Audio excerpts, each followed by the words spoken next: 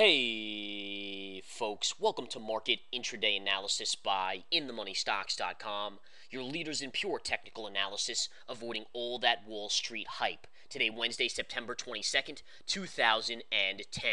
Well, the markets are lower today across the board. Dow is down about 22 points, NASDAQ is down 19, and the S&P 500 is down about 5.5.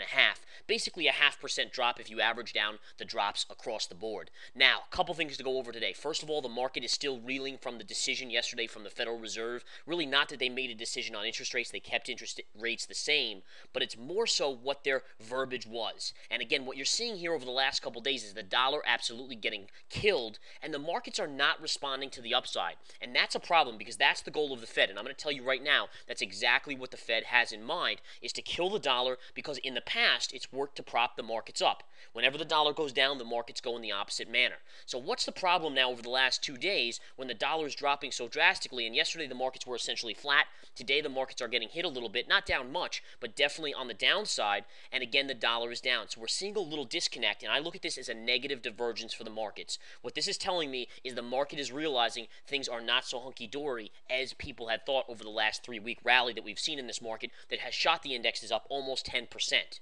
And again, you can see clearly on the daily dollar chart here, look at this drop today. If I erase this one trend line, just look at the last 2 days. You had a nice bear flag. By the way, note that bear flag formation, and look at the massive drop. By the way, all the way into support here at around $23, the $23 support area, which again was noted to our Research Center members over the last few nights as being good support area on the dollar, or the UUP here, which is the ETF for the dollar. Now again, the problem again, we've been seeing a lot of these disconnects in the market, and that was telling me over the last few days to be ready for the market to drop anytime after the Fed. Now for those of you that watched the weekend analysis video, you know that we talked about how the market most likely wouldn't fall until after the Fed. So we said Monday you could have a neutral to update. We got a pretty big update on Monday. Then you said Tuesday, early in the day, you probably wouldn't see much downside, and that's the case. The markets kind of went floated sideways. Then they popped on the Federal Reserve, and I can go to the intraday here so you can show the pop here on the Federal Reserve right up here, and then it reversed and really closed flat on the day. And then again, what we talked about was once you got past the Federal Reserve, remember the market was not likely to drop on Monday because of Obama, and Tuesday because of the Fed. But once you got past that, it was likely to see a little weakness or profit taking or a pullback in this market as the market was extended. Plus, we have some key other signals that we divulge to our Research Center members. And again, you can join the Research Center by going to InTheMoneyStocks.com. Everything included under that Research Center is part of it for $49.99 a month.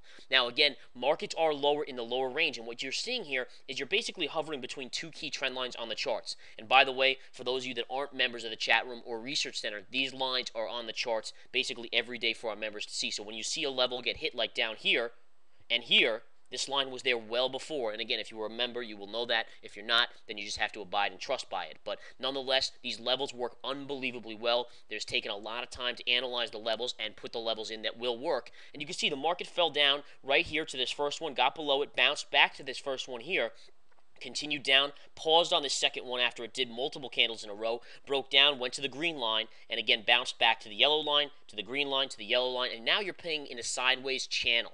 And again, you're consolidating sideways off of a down move. You'd have to look at that as being slightly bearish, but you're still holding the 200 moving average as well, and this lower green trend line. Beautiful little double bottom there. By the way, folks, if you're a scalper intraday, today has been a solid day for scalps. First of all, early in the day, I called a couple scalps out in the intraday stock chat. Here, over the time of right before lunch, you can see a beautiful pierce of the 200 right to the green trend line. That's a buy. The market went back here because you had moved down below it. There's a little bit of resistance up here. You hit it, dropped back down. There's your double bottom to scalp as well. It bounces right up, and now again this upper level is just continuing to consolidate choppy sideways action in the lower channel of the day. Now again, the dollar has been getting hammered today, and there's been a lot of signals that I was pointing to over the last week or so in this market that has shown us that we could be coming into a little bit of a weak period. Now again, the question is how weak? Are we going to have a massive fall or just a small pullback before we go higher? And that's really the question that everyone is wondering and what we're trying to analyze here. So, again, some of the signals that told us that we were going to see a little bit of a pullback, and again, whether or not it stretches into the next few days, we'll leave that for the Research Center members to figure out in tonight's video when I do the video tonight and they read the daily market report or view the hot charts and alerts, pro trader watch list, everything included there. But again, gold has been continuing to go higher. Well, gold goes higher when you essentially have a situation where people are fearful or think that currencies are getting diluted. Well, guess what? Gold's been going higher. Usually the market does not go higher when gold goes goes higher. It has been. That's a divergence that we're not used to. That's a signal that's not good for the market. In addition, bonds. Bonds have continued to rally unbelievably well over the last week or so. That's telling us big money is going into safety. So what's going on there? If everything's so great out there, if the media, which is, cheering this rally and saying we're all clear, if they're correct, then why is so much money running into bonds? I mean, there's a lot of issues here that we have to look at and try to figure out what's going on. These are all negative issues. In addition, what I talked about in last night's video and to you guys yesterday, oil continues to get hit here. Oil is negative today on the day, although it has come off the lows. But even yesterday, oil was down. Why has oil only rallied 3% when the markets have gone up 10% if it's truly based off of demand in the global economy? If things are truly improving, oil should be the first thing to skyrocket, and it'll be up at least 5 to 10% like the markets, based on, obviously, expected demand as things happen to get better and better and better. That's not happening. So there's a lot of little negatives here that we have to be watchful of. Now, again, the question is it just a short-term pullback that we're getting today, maybe a little bit more in the next few days, or is it going to be a bigger one? And again, that's where we come into really analyzing the key charts and figuring that out. All right, let's take a look at gold. Gold, again, look at this. It gapped up this morning. Overall, it has come back in here. The Federal Reserve, again, yesterday when they weakened the dollar by their statement saying they would do whatever was needed to help the market, essentially saying print, print, print money, dilute the money supply, sends gold higher. Gold gapped up today but has come back in towards the flat line on the GLD. Gold over spot gold is doing very, very well today, up about $17. We're hovering just below the 1300 level. Oil, again, is lower on the day, a little bit on the weak side. And again, let's go back to the SPY and keep an eye on this. That's the daily chart, but we're going to focus on the intraday. You can see the intraday chart is really just consolidating between these levels. You have the 113.50 and the 113.15 level, and we're just continuing to chop sideways. Watch for a break one way or the other towards the afternoon session by 3 o'clock, 3:30 p.m. If you can break out of this range, you should have a significant move in that same direction, whichever direction it may be. Right now, based on the sharp drop this morning into the 11 o'clock time frame and the choppy trading since then, you'd have to look at that as an in spirit of bearish pattern. 60-minute chart will take a look as well. You can see the bearish pattern here with multiple tails, 1, 2, 3 tail theory right there for those of you that know what that means. And again, sideways trading here in spirit of. You're holding on to the 50 moving average on the 60-minute chart right there in orange, and then right below it you have another trend line trading down to about the 12.99, 113 level as well.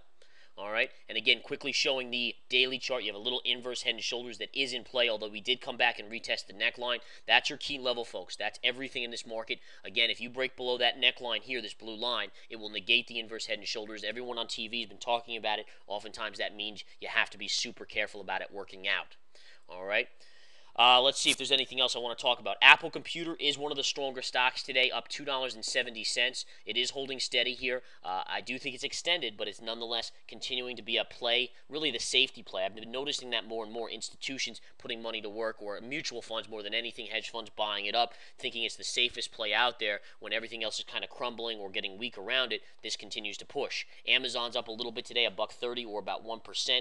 Research in Motion up about 43 cents, and Google up about $2. So the key tech stocks, the main names out there, the Googles, the Apples, the Amazons, the Research in Motions, the Baidus, those are the top kind of tech stocks out there. Cisco today is up a couple pennies, and those are seeing some money flow. But the rest of the tech sector is a little on the weaker side. And again, we did tell you earlier today that the NASDAQ is weaker, and that continues to be the case. Right now, Dow is down 25, NASDAQ down 20, and S&P just about down 6, really about 0.5% on the day.